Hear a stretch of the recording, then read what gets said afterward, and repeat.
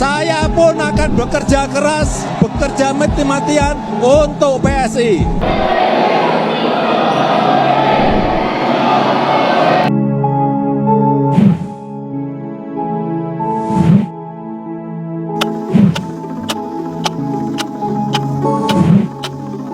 Assalamualaikum warahmatullahi wabarakatuh. Salam waras-waras wae. 31 Januari 2026 hari Sabtu Pon. Bagi sebagian orang ini hanya hari biasa. Bagi wong Jawa ini hari yang berat. Dan bagi Indonesia ini hari penuh tanda. Di saat Rakernas PSI digelar di Makassar, di saat Presiden ke-7 RI, Presiden Joko Widodo, naik mimbar dan berjanji mati-matian untuk PSI. Di saat kader-kader PDIP berbondong-bondong pindah ke partai baru, alam Indonesia justru bergerak serentak. Gunung Semeru meletus, laut yang meninggi, langit yang mengamuk, dan rakyat mulai bertanya, apakah ini kebetulan atau memang ada babak besar yang sedang dibuka? Sebelum kita bedah lebih mendalam, silahkan tulis doa dan harapan panjenengan semua di kolom komentar. Dan bagi sedulurku yang muslim, jangan lupa tulis sholawat. Atas berkat rahmat Allah Subhanahu wa Ta'ala, doa-doa kita semua terkabul. Dan ada 7 pertanda yang bikin merinding di hari Sabtu Pon 31 Januari 2026 di balik kedatangan dan pidato Jokowi saat Rakernas PSI di Makassar. Bersiaplah seluruh rakyat Indonesia. Pertanda yang pertama, demo menyambut kekuasaan yang datang. Rakernas PSI belum mulai, namun Makassar sudah bergejolak. Laporan beredar tentang penolakan dan demonstrasi terhadap kedatangan Jokowi yang dikaitkan langsung dengan agenda Rakernas PSI. Dalam Kaweruh Jawa ini disebut tamu agung kang ditolak rawuhipun, bukan karena sosoknya adalah Jokowi, tapi karena waktu dan arah kekuasaan sedang diuji. Dalam Primbon Jawa, jika pemimpin datang di hari Sabtu Pon dan disambut resistensi rakyat, itu pertanda peralihan kekuasaan sedang terjadi, bukan runtuh, tapi pulung kekuasaan yang bergeser. Pertanda yang kedua, Semeru meletus, tanah timur yang bergejolak.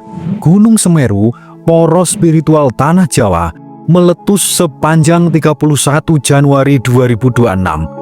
Asap abu tebal hingga 800 meter. Gempa letusan terjadi berulang. Dalam kosmologi Jawa, Semeru bukan gunung biasa. Ia disebut Mahameru, tempat keseimbangan Jawa dijaga. Jika Semeru aktif di hari politik besar, itu dibaca sebagai tanah leluhur sedang memberi peringatan, bukan bencana, tapi isyarat keras bagi kita semua. Pertanda yang ketiga, Gunung Ibu yang meletus.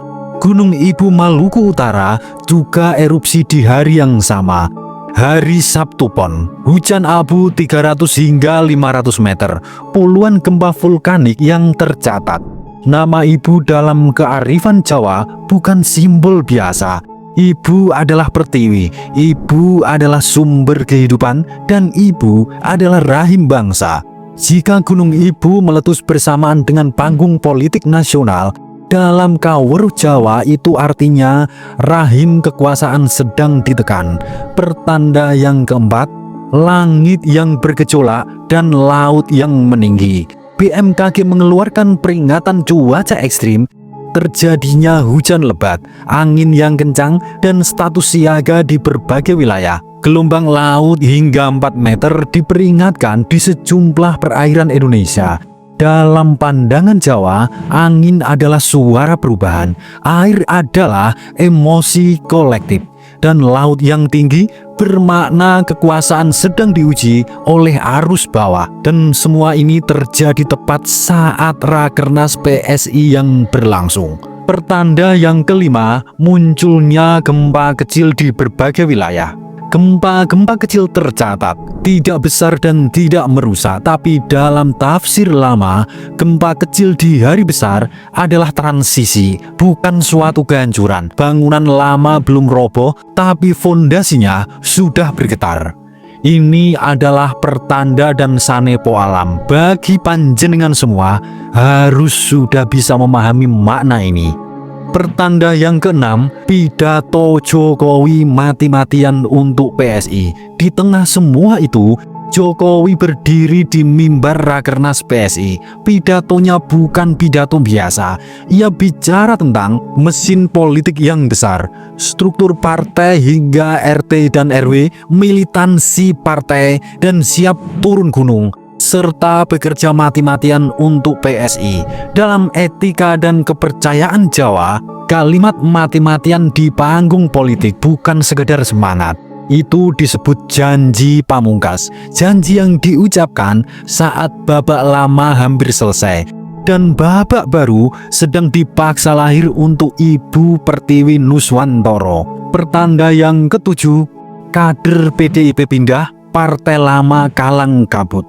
Fenomena yang paling mencolok adalah banyak kader PDIP pindah ke PSI. Dalam sejarah politik Jawa, ini disebut prajurit kang ninggalake kraton kawak. Bukan karena benci, tapi karena mereka mencium arah mata angin. Dalam kawruh kuno, jika banyak pengikut berpindah sebelum perang dimulai, itu tanda kekuasaan lama sudah mulai kehilangan wahyu. Makna besar Sabtu Pon dan hari penentuan. Sabtu Pon bukan hari yang netral. Dalam primbon Jawa, Sabtu bermakna pelepasan dan Pon adalah ujian batin dan arah kuasa. Jika keputusan besar diambil di Sabtu Pon, hasilnya tidak instan, tapi menentukan 3 hingga 8 tahun ke depan. Dan ini adalah kesimpulannya. Pada 31 Januari 2026, kita menyaksikan satu hal yang langka, politik yang bergerak, alam yang bereaksi, dan tradisi membaca tanda. Bukan untuk menakut-nakuti, bukan untuk mengkultuskan, tapi untuk mengingatkan ketika kekuasaan berubah arah, alam tidak pernah diam.